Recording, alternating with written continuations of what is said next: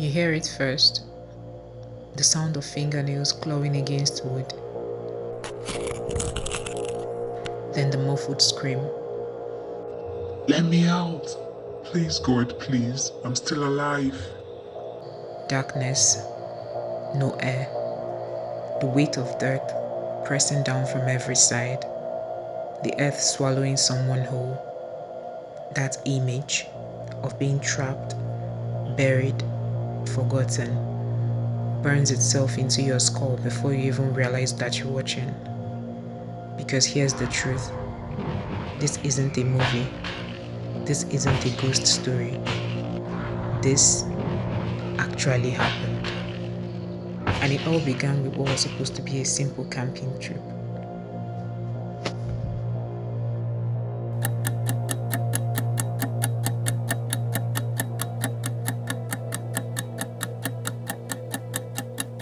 To go that far into the wilderness. It started with an argument, a familiar one from years of friendship. Tayo had always teased me for being too cautious, too easily scared by every shadow or creepy story. You'll never survive a night out here. You'll never survive a night in Igbo, he said one evening, grinning. Afraid of the dark, afraid of the woods, afraid of ghosts. I shot back, rolling my eyes. You are insane. Nobody actually goes camping in Igbo. Everyone says it's cursed. That's exactly why we have to go, Tayo insisted. If you're not scared, prove it. Spend the night there. Just one night. I dare you. Kule and Kechi, our usual mediators, reluctantly agreed to come along, mostly to make sure the dead didn't get out of hand. We all laughed at the thought of the ghost stories. Surely, the tales were just that. Stories parents told to keep kids from wandering too far. By late morning on Saturday, we piled into Tayo's car, leaving Abeokuta behind. The asphalt gave way to narrow country roads, lined with eucalyptus and palm trees, until civilization became a memory, and the air smelled of wet earth and foliage. We drove far enough that the city noise faded completely, replaced only by the distant calls of birds and the occasional rustle of something moving in the underbrush. That was how the idea of a fun weekend escape spiraled into a journey none of us would ever forget. Well, a journey I wouldn't forget. There was Tayo, the thrill seeker, the kind of guy who believed nothing bad could touch him. If you warned him about a cursed forest, he'd laugh, slap you on the back, and insist you bring marshmallows for the bonfire. Then there was Nkechi, smart, skeptical, and endlessly sarcastic. She had this way of masking her nerves with sharp jokes. She claimed she didn't believe in anything supernatural, but her wide eyes told a different story whenever something didn't add up. Kule was the quiet one. He didn't say much, but when he did, you listened. He was practical, level-headed, until the night the woods started whispering to us. And then there was me, the one telling the story. I thought I was just along for the ride. A weekend escape from Abeokuta, Ogun State, a break from work, a chance to disconnect. I didn't know it would turn into the most haunting experience of my life. The first red flag came from the locals.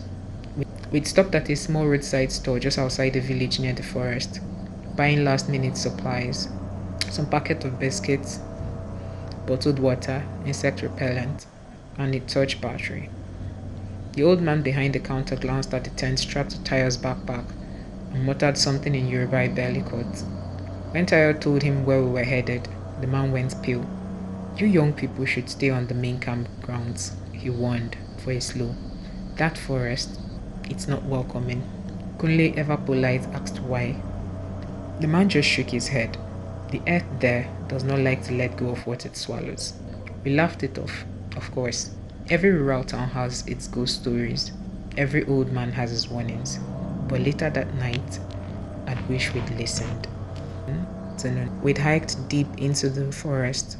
The trail grew narrow, branches clawing at our clothes, the sound of civilization long gone. Even the air felt heavier, like the trees were holding their breath. We found clearing big enough for the tent and set up camp. By then, the sun was bleeding orange into the sky, and shadows stretched long and sharp. That's when Nkechi spotted it. Guys, what the hell is that? A mound of dirt, not natural, freshly turned, the soil still damp, oval shaped, about the length of a human body. A grave. Tayo smirked. Relax. It's probably where an animal was buried, or trash, or whatever. But Kunle crouched beside it, touching the earth. It's too neat. Someone dug this. We stood in silence, staring at the mound as the forest darkened around us. I tried to laugh it off. Hey, at least we know we won't be lonely. But that night, lying in the tent, the image of that dirt mound pressed against my eyelids, and I couldn't shake the feeling that whatever was buried here wasn't resting. Sometime after midnight, I woke to a sound. Scratch.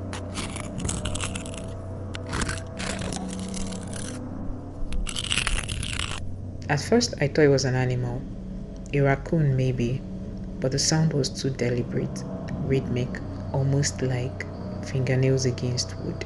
Then came the voice, faint, muffled, a cry struggling through layers of earth. Help me. I bolted upright, heart slamming against my ribs. Tayo? Kunle, did you hear that? Tayo groaned from his sleeping bag. Bro, it's the wind. Go back to sleep. But I knew what I'd heard, and in the silence that followed, I swore I could still feel it. The desperate voice bleeding through the soil, begging. Morning brought false comfort. Sunshine filtered through the trees. Birds chirped overhead. It was almost enough to convince me I'd imagined it all. Almost. Because when we walked past the dirt mound again, we saw something new. The soil had shifted, just slightly, but enough to notice, like something beneath had pressed upwards during the night. Nkechi's sarcasm slipped. Tell me you guys see that. Kunle bent down, frowning. The ground's unsettled. This isn't natural. Tayo rolled his eyes. You all are letting your imaginations run wild. Some animals probably dug around here, but there was no paw prints, no disturbed grass, just that mound, bulging upward as though the earth itself wanted to spit something out. And then we found the fingernail, a chipped, dirty fingernail, half buried in the soil. Human. That was the first time panic set in. Guys, we need to leave. Now, I said. My voice shook more than I wanted to, but Tayo stood firm. You really want to hike back 8 hours because you found what? A piece of trash? Maybe a broken fake nail? Come on. We finally have the place to ourselves. Don't ruin it with ghost stories. Nkechi snapped at him. Are you blind? That's not a fake nail. And something was moving on that day last night. Kunle stayed quiet, staring at the mound with troubled eyes. Finally, he said, let's just keep the fire going all night. If something's here, fire will keep it away. We agreed, half reluctant. None of us wanted to admit the truth. We were all scared, but not scared enough to leave. That night, we would regret that choice. The fire crackled. Shadows danced. We tried to distract ourselves with stories and jokes, but unease hung heavy in the air. Every time the flames popped, I jumped. Then, sometime after midnight, the scratching started again, louder this time, desperate. The unmistakable sound of dirt shifting. We grabbed our torches and aimed them at the mound, and I swear to you, I saw it, the soil rising, fingers, thin, pale fingers, breaking through the earth before sinking back under, as if retreating from the light. Nkechi screamed. Kunle dropped the torch. Tayo, he just stirred, his grin gone for once. What the hell? He whispered. The fire hissed and popped, and in the silence that followed, we all heard it, a voice from beneath the earth. Don't leave me here. The voice didn't fade with the night. It echoed through us long after the fire burned low. None of us slept.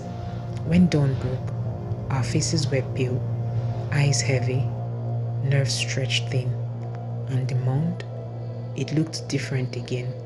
The soil seemed rearranged, like someone had clawed upwards and then been forced back down. We are leaving, Nkechi said flatly, as soon as the sun cleared the rooftops. As soon as the sun cleared the treetops. Her voice was hoarse, her sarcasm gone. I second that, I added, but Tayo shook his head.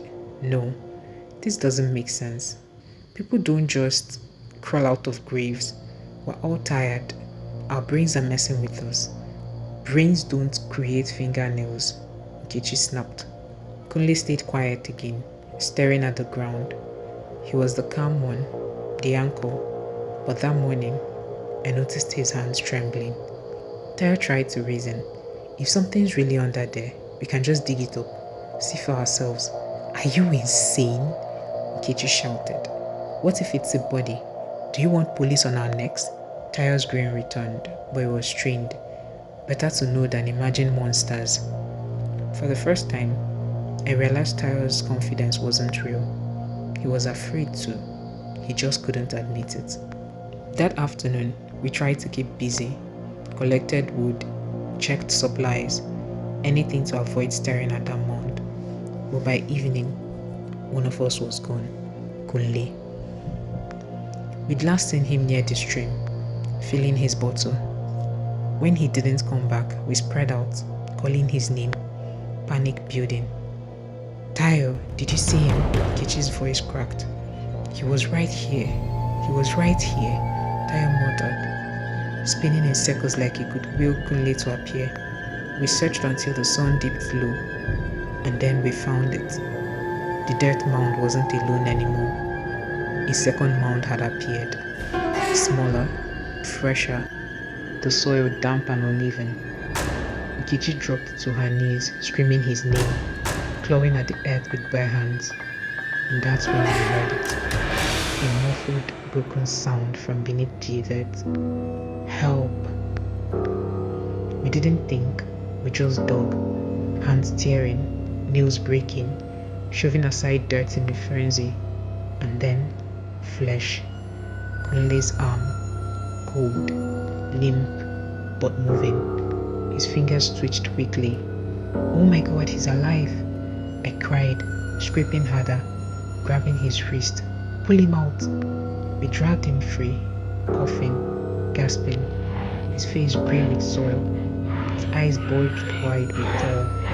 Dear, put me in there, he choked. Something held me down.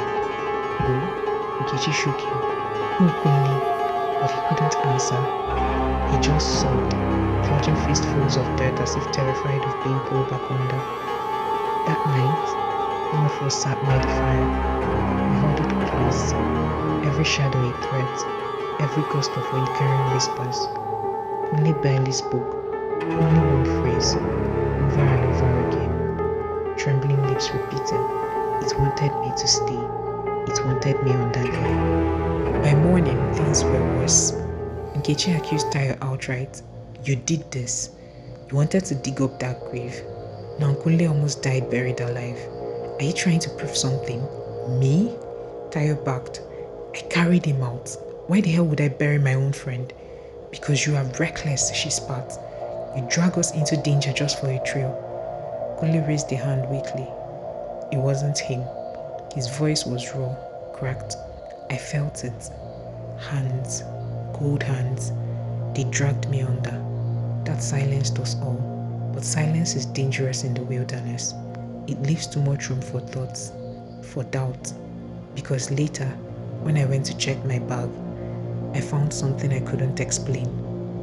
Dirt, thick clumps of it stuffed into the inside pocket. As if someone or something had been trying to bury my belongings. That night was the worst yet. The scratching didn't just come from the mound anymore. It came from all around us, beneath the ground, under the tent, like the earth itself was alive, glowing upward. Kunle started screaming in his sleep, thrashing, convinced invisible hands were pulling him under again. We tried to calm him, but then his body lifted. I swear to you, he wasn't touching the ground anymore. Something had dragged half his torso into the dirt like quicksand, his arms flailing, eyes wild with terror. Grab him, I shouted.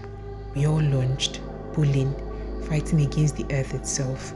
The soil sucked at him, greedy, determined to keep what it had claimed. Finally, with one violent heave, we yanked him free. He collapsed, covered head to toe in mud, gasping like a drowning man. And then, silence. No scratching, no voice, just silence. But in that silence, one thought clawed into my brain. The ground wasn't just swallowing people randomly, it was choosing. And else, the original mound, the one we'd seen on the first day, was flatter now, like it had finally given up its struggle. But the new mound, the one Kunle had been buried in, was still fresh, still shifting, almost like it was waiting.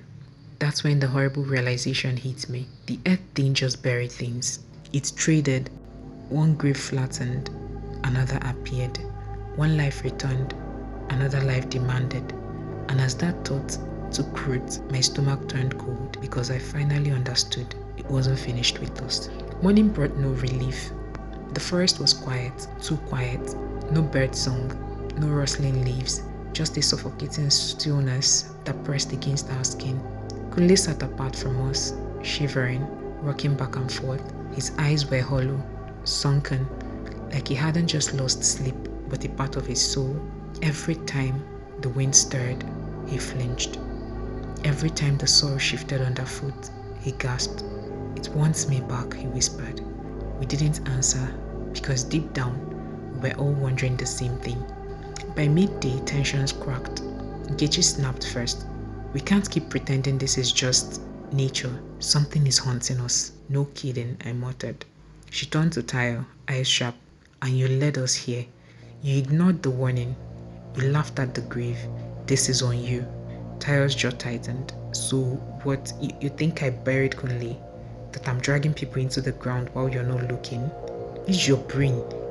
"Maybe you don't remember doing it," she hissed. "Maybe it's using you." Silence fell. Her words hung in the air, poisonous. For the first time, I saw doubt flicker in Kunle's broken eyes. Tayo laughed, but it was hollow. "You're all losing it. We just need to stick together, keep the fire going and wait it out." But none of us trusted each other anymore. That night, we tried to take shifts, one person awake at all times, fire blazing, eyes on the mound. It was my turn when I noticed it. Nkechi's sleeping bag was empty. At first, I thought she'd gone to relieve herself. I grabbed a torch, calling her name softly, but then I saw the footprints, leading not away from camp, but toward the mound, fresh, like she'd been dragged. My throat closed. "Tayo, Kunle, wake up." We followed the prints, panic rising. They ended at a patch of loose earth, and there, jutting out of the soil, was a hand, small, feminine, dirt packed under the fingernails, fingers twitching weakly. We fell into chaos, digging, screaming her name. "Nkechi, hold on." Her face appeared, eyes wide with terror, mouth opening and closing like a fish pulled from water. "Pulling me down," she gasped, before a wave of soil flooded her mouth. We clawed faster, ripping at the earth, choking on dust. Her torso emerged, then her waist, until suddenly, she jerked downward with bone-snapping force. "No!" I screamed, grabbing her hands. Tayo wrapped his hand around mine. Kunle grabbed Tayo, all of us pulling in a desperate chain. But the ground wouldn't let go. It was like wrestling with a living beast. The soil tightened around her, sucking, swallowing. Her eyes met mine, wide, pleading, silent words forming on her lips. "Don't let go." And then, the earth won. With one violent pull, she vanished. The soil closed over her, like she'd never existed. We collapsed, gasping, our hands bleeding from the struggle. The fire crackled behind us, mocking it in its warmth, and in the silence that followed, I swore I heard her voice from beneath the ground. "Help me." Tayo lost it. He stormed around the camp, kicking dirt, shouting curses into the trees. "This is bullshit. This can't be real. We can't just sit here while it swallows us one by one." Kunle shook his head, trembling. "It doesn't matter what we do. It wants us, all of us. We can't fight the ground. Tayo grabbed him by the shirt. Shut up! You think we're just going to sit here and wait our turn? I pulled them apart, but the change was done. The damage was done. Trust was dead. We weren't for friends anymore. We were prey animals, panicked, biting at each other while the predator waited. That night, it came for me. I woke with dirt in my mouth, choking, spitting. I realized I couldn't move. My arms were pinned, my legs trapped. The earth was hugging me tight, dragging me down. I screamed, but the soil muffled it, filling my ears, grinding between my teeth. And above me, I saw Tayo and Kunle, staring, frozen. Help! I screeched. I shrieked, though my voice was muffled by mud. For a heartbeat too long, they just stood there. And then Tayo lunged, grabbing my arm, yanking with wild strength. Kunle joined, both of them straining, faces twisted in terror. I felt skin tear as the earth clung to me like clothes. Finally, with a sound like suction breaking, they pulled me free. I collapsed, sobbing, my body half covered in mud, lungs burning for air. But what gutted me wasn't the pain, it was the look in their eyes, because for one terrible second, I was sure they'd considered letting me go. We sat in silence afterwards, too shaken to speak. That's when I heard it, a whisper, not from the ground this time, from right beside me, soft, daunting. They will leave you. Better if you go willingly. I jerked my head, but no one was there. Just Tayo, staring at the flames, and Kunle, hugging his knees. The whisper came again, threading through my skull like smoke. Every life must be balanced. One up, one down. Who will you sacrifice to save yourself? I wanted to scream, to deny it, but the voice wasn't wrong. The forest wasn't just burying us randomly, it was forcing us to choose. The whisper wouldn't leave me. Every time I closed my eyes, I felt soil pressing against my skin, the weight of the ground above me, the sound of muffled screams, and underneath it all, choose, trade. One must go down for another to rise. By morning, none of us could look each other in the eye. Tayo broke the silence first. His voice was flat, hard. We can't save everyone. Kunle glared at him. What the hell does that mean? It means the forest is playing by rules. Tayo snapped. It buried you, Kunle, but it let you out. Then it buried Nkechi. It's like a trade. If we try to fight, we all die. But maybe, he hesitated, jaw tight. If we give it what it wants, the rest of us can walk out of here. My stomach twisted. You're talking about sacrificing one of us? He didn't deny it. Kunle stood, fists clenched. You've lost your damn mind. No one is getting sacrificed. But the way his voice cracked told me he wasn't sure anymore. Later that night, I caught Tayo watching me, not just glancing, watching, measuring, and Kunle watched him back, suspicion in his hollow eyes. The bonds of friendship had snapped. Now it was just survival instincts, raw, ugly, primal.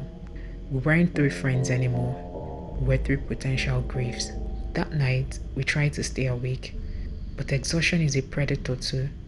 It stalks you quietly, then drags you under before you realize you're gone. When I woke, the fire was out. Kunle was missing. My throat went dry. Tayo, he's gone. We grabbed torches, scanning the clearing. No footprints, no sign of struggle. Just gone. Until we heard it, from deep beneath our feet. Bang! A hollow thud, like fists pounding against wood. Bang, bang, bang. We fell to our knees, pressing ears to the soil. Kunle's voice, muffled screaming. Help me, it's dark, please. Tayo started clawing at the dirt. We can dig him out, hurry. But as I scraped at the soil, that whisper coiled through my mind again.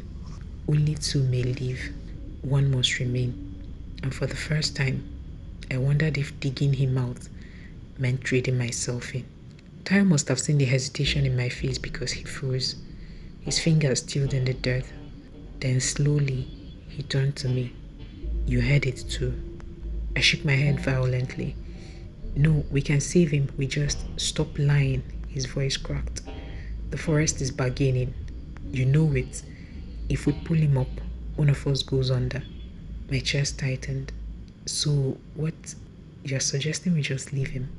Just walk away? Tayo's eyes glistened. For once, the bravado was gone. I don't want to die. The soil beneath us throbbed with muffled pounding. Kunle's screams grew fainter, choked. Please, don't leave me. I looked at Tayo and I knew this wasn't about friendship anymore. It was about survival. I started digging again. We can't just abandon him. Tayo grabbed my wrist, yanking me back. Stop. If you pull him out, it will take you instead. I don't care, I shouted. We're not murderers. But then I saw it. His face. The decision already made. Before I could react, he shoved me backwards. I hit the ground, wind knocked out of me, dirt filling my mouth. By the time I scrambled up, Tayo was already kicking dirt back into the half-dug hole, burying him. No, Tayo, stop! I lunged, clawing at his arms, but he shoved me up, eyes wild. It's him or us, he screamed. You want to die down here with him? Kunle's voice cracked into a raw, hopeless wail. Don't let me... Then silence. Just silence. The soil settled flat again, smooth, as if nothing had happened, and Kunle was gone. The firelight flickered against Tayo's face. He sat across from me, staring into the flames, his hands still coated in dirt. Neither of us spoke, but the silence between us was louder than any scream. Because now I knew two things. The forest wasn't done, and the next grave was mine. That night, I couldn't close my eyes. Every rustle, every shift of wind sounded like soil moving. And then, the whisper returned. But this time, it didn't just come from the ground. It came from behind me, from Tayo's mouth. Only one can live. Only one. I spun around, torch beam hitting his face. His eyes were open, but glassy, unfocused.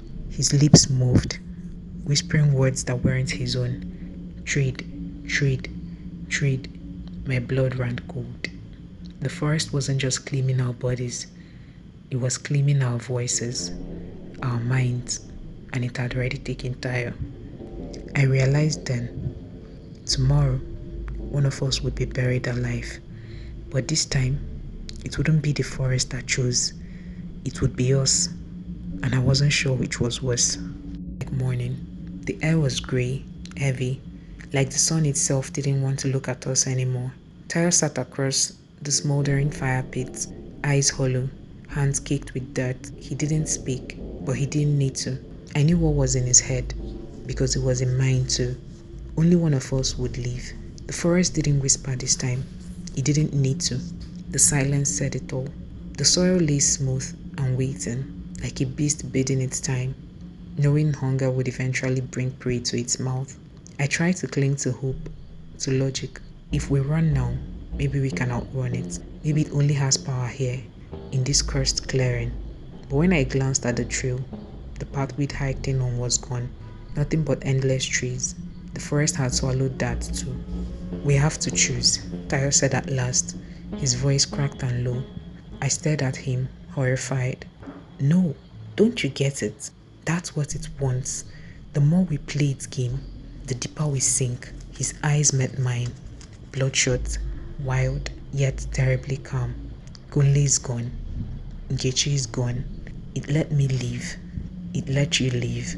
But it won't let both of us go.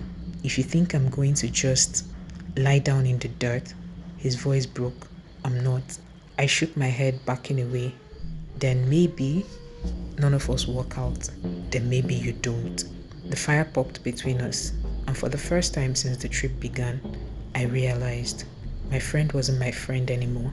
He was my executioner, or maybe I was his. It happened fast. 1 second, Tyre was across the fire.